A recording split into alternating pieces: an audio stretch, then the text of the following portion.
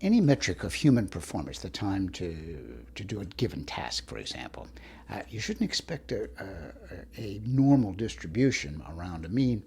What you see instead, what you ought to expect to see instead, is a few high performers clustered around a natural limit, the mean, considerably more time to do the task, and then a long tail of people behind who find the task more challenging. Take this marathon runner, for example. He's crossing the finish line with an admirable time of 2:08:58. Obviously, a very fine runner.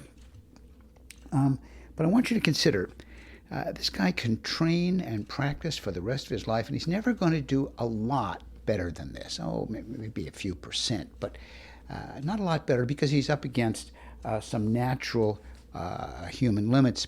The runners in the middle of the pack are a different story.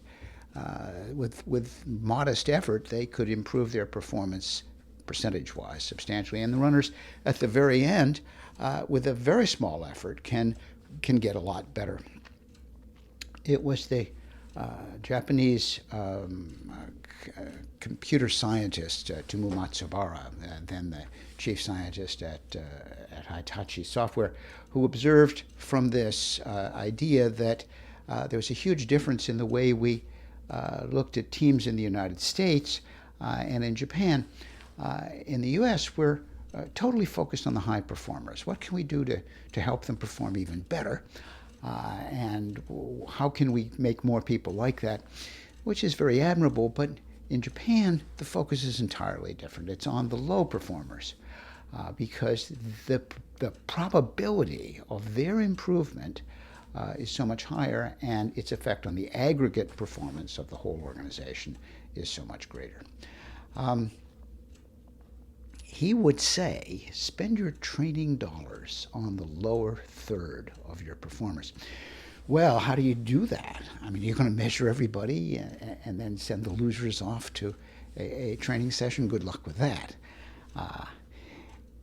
I would say his logic is perfect, but his conclusion is a little flawed. That what's needed here is not training. I mean, training is a wonderful thing. It tends to shift the whole curve in a good direction. But training is not the way to focus on the low performers. For that, you need peer coaching. Peer coaching is something that happens in good cultures all the time. It's perfectly normal. You've been involved yourself. You shared an idea with a colleague, and he came up with a modification. Said, "Well, it might be better if you did it this other way." And you think about it, and sounds better to you, and so you do what he suggests, and you've just been coached. You barely noticed you've just been coached. This is the bread and butter mechanism by which we all improve our skills. Unfortunately, in some cultures it doesn't happen at all. Peer coaching is rare. The more competitive a culture is, the less likely anyone is to help someone else, which is a shame. Even in those highly competitive cultures, you sometimes get trained by your boss or coached by your boss, but that's not the same. Your boss is not a peer. And in fact, when your boss is coaching you, there's kind of a shape up buster message that's implicit in it. Peer coaching is different. It's much less painful, much more enjoyable, and feels more natural. I was surprised when I went searching for some images to illustrate coaching on the internet.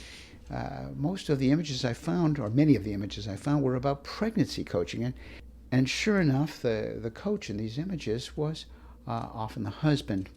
Now, the husband in this picture may be a real sweetheart, but he's not the peer of the person who's being coached. He has no idea what no visceral sense of what she's going through.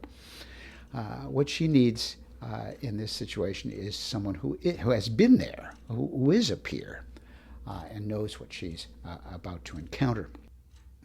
If peer coaching doesn't happen naturally and normally in your culture, well, then you've got some culture repair work cut out for you.